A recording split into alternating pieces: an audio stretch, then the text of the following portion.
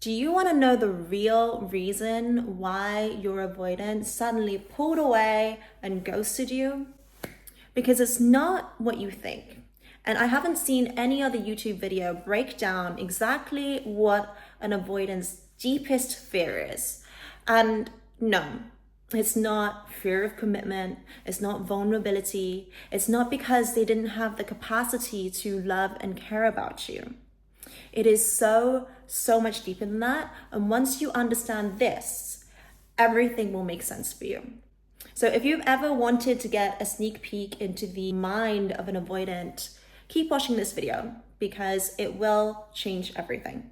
What is the avoidant most afraid of? Why are they so afraid of love? Well, at their core, avoidants have a fear of losing control. Avoidants crave love just like everybody else. But the moment that it starts to feel too close, too intense, too real, something inside of them starts to panic. You know, they don't pull away because they don't care. They pull away because caring too much feels dangerous to them. So let's talk about why this is. So the root of avoidant fear is losing autonomy. For an avoidant, love feels like a trap. Not because they don't want love, not because it doesn't feel good, not because they don't have the capacity to feel the love, but because love means surrender. Love, if you think about it, requires that we give ourselves fully to our partner. And when we do that, we trust them not to hurt us. That's where the phrase, "I'm yours," comes from, right?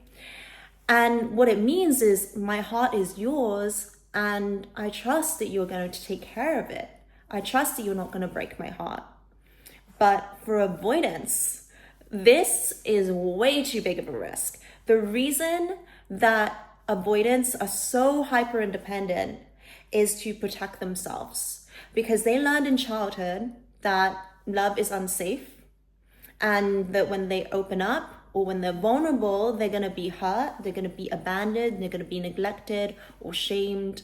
And so hyper independence becomes their defense mechanism. The one thing that you will never hear an avoidant say is for them to admit to you that they need you or that they would be totally crushed without you. So here's what they're really terrified of. They're terrified that if they allow themselves to love somebody fully with their entire being, that they're going to lose themselves in the process, right? And they're going to be forced to compromise in the relationship in ways that they're not ready for. And that they're going to be emotionally at the mercy of somebody else's needs, desires, expectations, and feelings. And that is their deepest fear. Being powerless. Just think about it.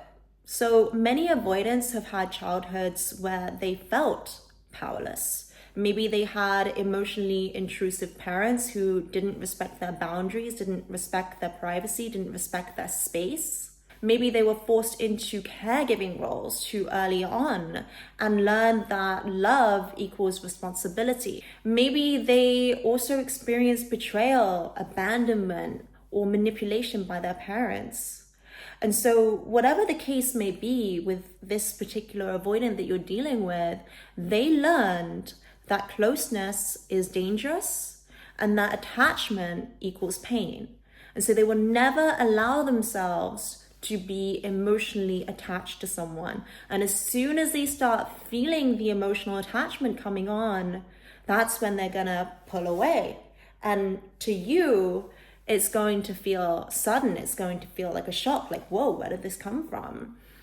But that's their knee-jerk defense mechanism to protect them from this pain. Because of their childhood wounding and what happened to them in childhood, they became adults that unconsciously think, if I let myself love you fully, you will have the power to destroy me. Let that sink in for a second. And now it makes sense why they run, and they run so hard.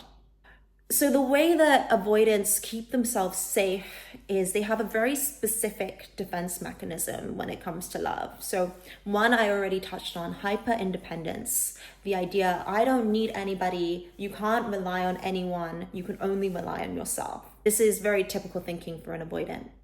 The second one is emotional distancing. So thinking, deep down I care, but I won't allow myself to show it. I won't allow myself to express it fully. The third one is creating reasons to doubt the relationship. Saying things like, we're not compatible, or flaw finding. And the fourth one is sabotaging intimacy when it feels too close. This is saying things like, oh, you know what? I'm not ready for a relationship. It's behaviors like pulling away, needing space. The truth about avoidance is that they didn't pull away because they didn't love you.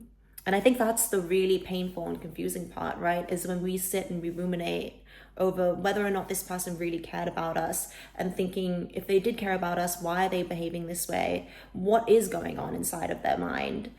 And the truth is they didn't pull away because they don't love you.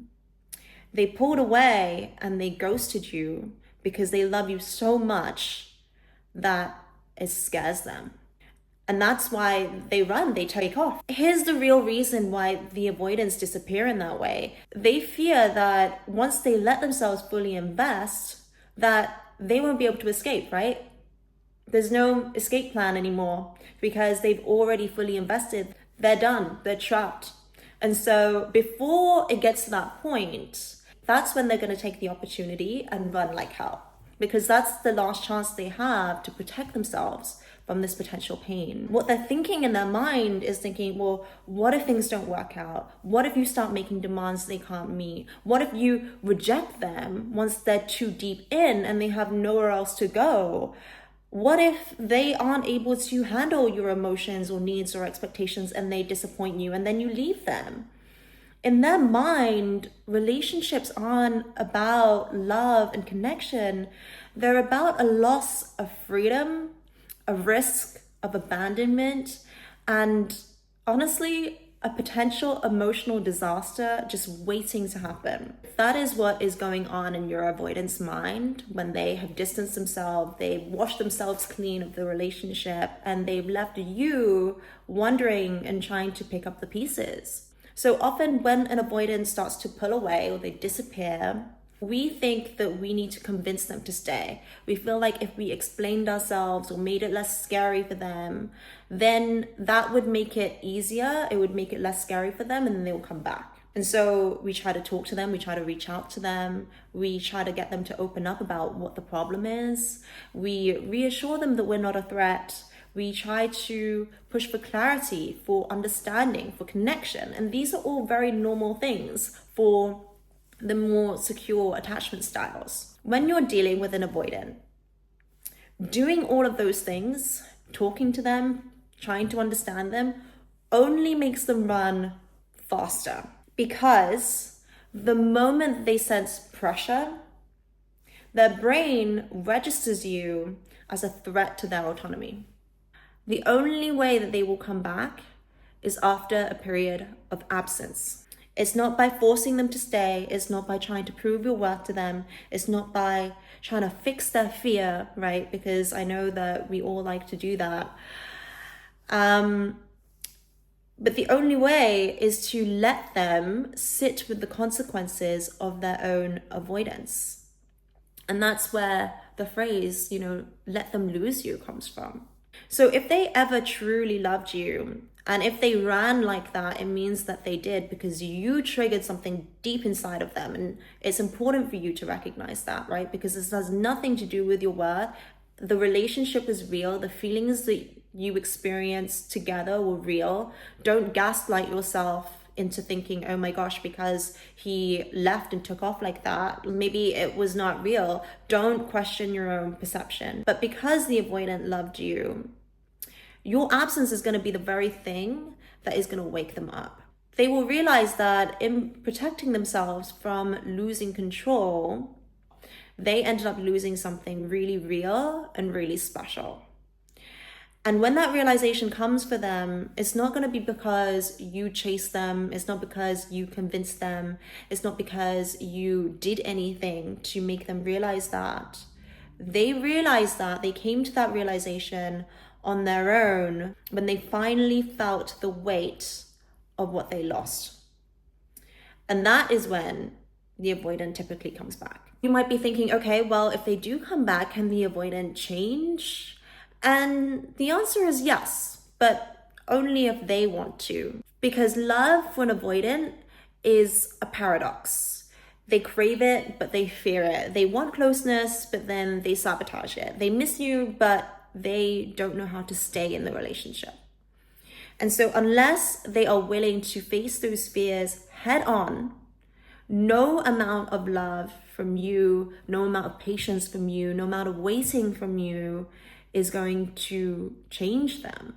So my message to you, if you're watching this video and you are going through this, is why are you waiting for somebody that keeps running away from love? Because you deserve a love that doesn't feel like a guessing game or a push-pull dynamic. And there will be someone out there that is able and willing to give you that love that you deserve. And when you realize that, you're going to stop chasing the avoidant.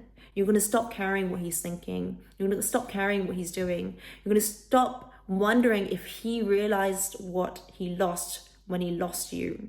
I hope this video helped you understand what is going on in the avoidant's mind and why they're behaving that way, so that you don't take it personally anymore.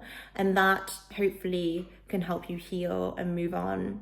Please let me know if you enjoyed this video. If you have any questions or any comments, feel free to leave them in the comments down below and I will get back to you. If you like this video, please subscribe and I will see you in my next video. Bye.